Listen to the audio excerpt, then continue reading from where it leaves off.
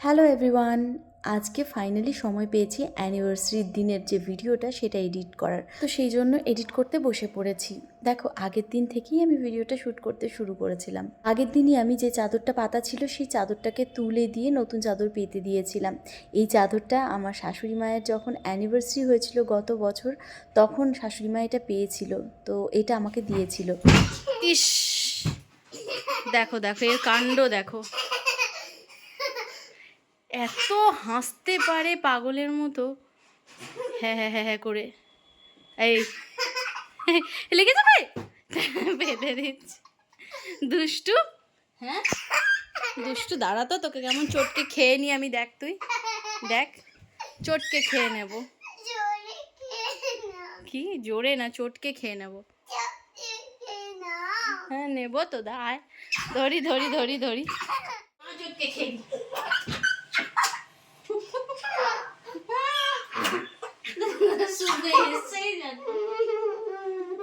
জামাটা কেন দাঁত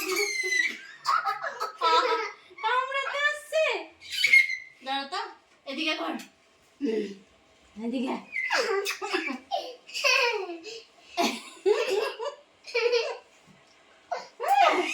নেবো। দেখলে তো রিহানের কাণ্ড, চাদর পেতেছি দেখে চলে এসেছে নোংরা করতে। তারপর খানিক বদমাইশি করলো, আর তা করতেই আমাদের কেকটা এলো, যেটা রাতের বেলায় 12টার সময় আমরা কেটেছিলাম। কেক কাটার পরেই আমরা শুয়ে পড়েছিলাম, কারণ পরের দিন সকালে আবার অনেক কাজ রয়েছে, রিহানের স্কুল রয়েছে। তো ঘুম থেকে ওঠার পরেই দেখো কফিটা বসিয়ে দিয়েছিলাম।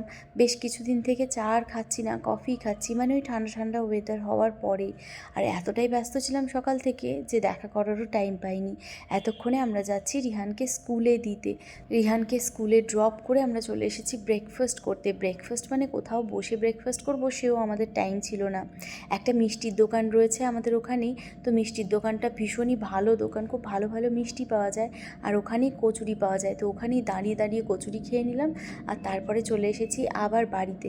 বাড়ি এসে রান্নার জন্য প্রিপারেশন করছি। কিচ্ছু রান্না করব না সেরকম, কারণ রাতের বেলায় যেহেতু খেতে যাব, ওই জন্য এবেলায় আর টাইম ওয়েস্ট করব না। তাই এবেলায় শুধু একটু আলু ফুলকপি দিয়ে মাছের ঝোল আর তার সাথে নারকেল পটল বানাবো, তাহলেই আমাদের এবেলার মতো হয়ে যাবে। আর রান্নাটা তাড়াতাড়ি সেরে নিয়েই আমি আর পিঙ্গল ঠিক করেছিলাম একটুখানি পুজো দিতে যাব। কিন্তু জানো তো, শেষ অবধি পুজো দিতে আর যেতে পারিনি। মানে মন্দিরে গেছিলাম, কিন্তু পুজো দেওয়ার মতো একদমই সময় ছিল না। তাই শুধু মন্দিরে প্রণাম করে আমি চলে গিয়েছিলাম রিহানকে আনতে, আর পিঙ্গল বসে পড়েছিল নিজের কাজে। আর এদিকে দেখো, স্নান টান করে নিয়েছি, আর তারপরে ও আমাকে একটা চেন পরিয়ে দিচ্ছে। এটার গল্পটা না আমি আগে রিহানকে নিয়ে চলে আসি, তারপর তোমাদেরকে বলবো। খুব শখ করে অ্যানিভার্সারিতে পরবো বলে এই কোয়ার্ড সেটটা নিয়েছিলাম জানো। ভেবেছিলাম যে পুজো দিতে এসে অনেকগুলো ফটো তুলবো, অনেক সময় পাবো ভেবেছিলাম, কিন্তু তার কিছুই হলো না। যেহেতু ঘুরতে যাব, তাই যাওয়ার আগে যত পেন্ডিং কাজ রয়েছে সব পিঙ্গলকে জানো তো শেষ করে দিয়ে যেতে হবে। যাই হোক, মন্দিরে প্রণাম করে আমি চলে গেছিলাম রিহানকে আনতে।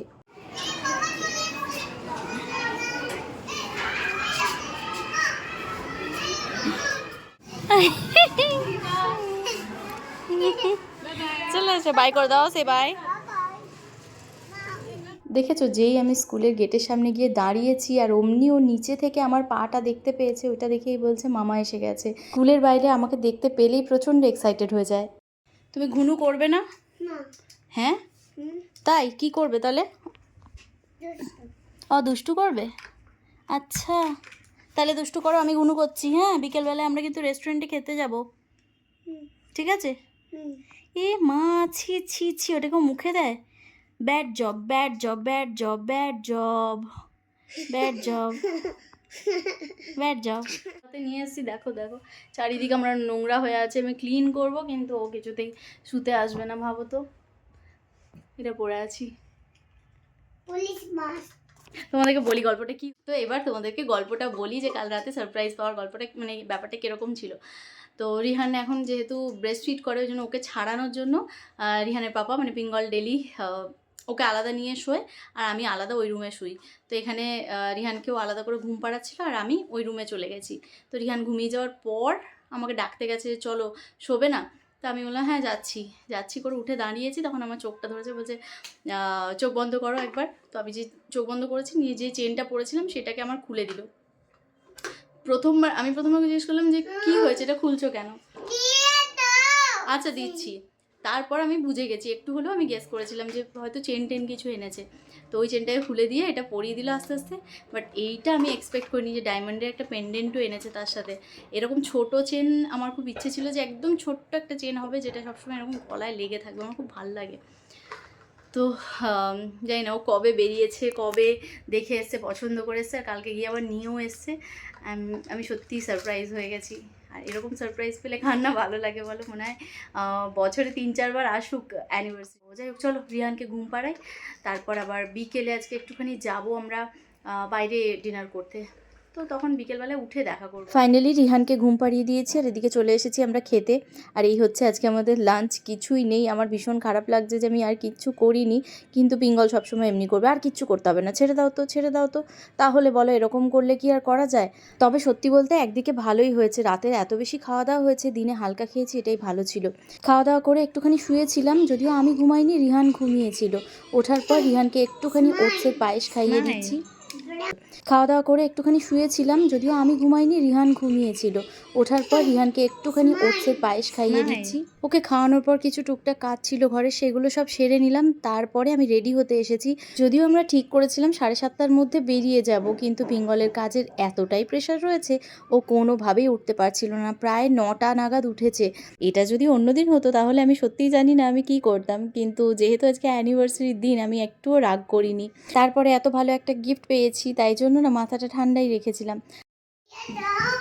আচ্ছা, ব্যাগটাও ওর লাগবে। এই যে বাবা ফাইনালি রেডি হয়েছে, ফাইনালি একজন বেরিয়েছে। কটা বাজে দেখো, 9টা। রেডি এবার? This is my look. কেমন লাগছে? শুধু ঘাড় নয়, সব সময়। তারাও একটু ভালো করে দেখাচ্ছি। এই যে একজন দুষ্টু করে করে কি সুন্দর সাদাটা পরালাম, দেখো আমার লিপস্টিক লাগিয়ে দিল এখানটাতে। কি করলি? তুমি তো বড় হচ্ছ, খাই বলো। সারাক্ষণ খালি মাম্মা গো গো। দুষ্টু কি হয়েছে? দুষ্টু কেন করছো বলো? দুষ্টু কেন করছো? কি দুষ্টু কেন করছো? কোথায় যাচ্ছি আমরা বাবা? একটু জোরে বলো। রেস্টুরেন্টে। রেস্টুরেন্টে কি করতে যাচ্ছি? খেতে যাচ্ছি আমি। খেতে? কি খাবি তুই? কিছুই তো খেতে পারিস না। হোয়াইট চাটনি খাবো। ও হোয়াইট চাটনি খেতে যাচ্ছে, রেস্টুরেন্টে হোয়াইট চাটনি খেতে যাচ্ছে। 9টা 12 ফাইনালি আমরা বেরিয়েছি। আমি সিরিয়াসলি ভেবেছিলাম বোধহয় বেরোতে পারবে না। তুমি স্টিয়ারিং এ হাত ছেড়ে কেন গাড়ি চালাচ্ছ? তো আমি ভেবেছিলাম সত্যিই বেরোতে পারবে না, ওকে ওই জন্য ভাত খাইয়ে দিলাম একটুখানি। ভাতটা পুরো নিয়েছি, তখনই ও বেরিয়েছে। ওকে কেন ভাত খাওয়াচ্ছ? তো এবার কি করব, ভাত না খাওয়ালে ভালোই হলো, একটুখানি খাইয়ে দিলাম। সরি, হ্যাঁ একটুখানি খাইয়ে দিলাম। এবার নিশ্চিন্ত ওখানে গিয়ে যেটুকু খাবে খাবে।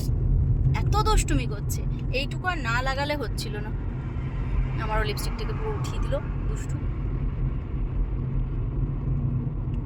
রেস্টুরেন্টে যাচ্ছে হোয়াইট চাটনি খেতে। হোয়াইট চাটনিটা হচ্ছে মেয়োনিজ। রিহান ট্রাক দেখলে এমন করে, মানে কি বলবো, ট্রাক দেখলে আমাদেরকে যে গাড়ির মধ্যে মেরে মেরে দেখাবে যে ট্রাক ট্রাক দেখো। তো পিঙ্গল এখনই বলছে আমাদের ট্রাক কিনলেই বরং ভালো হতো।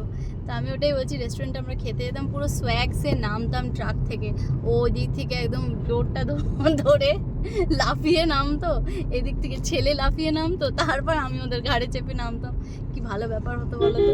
ও ওটাই বলছে, আমাদের ভেতরে পার্কিংয়ে রাখতো, সারাদিন কি সুন্দর ভাড়ায় দেওয়া থাকতো, বা রাতে ভাড়ায় দেওয়া থাকতো, আমরা দিনে ইউজ করতাম।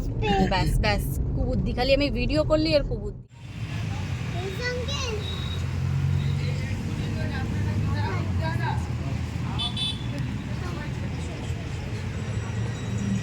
চলো চলো চলো।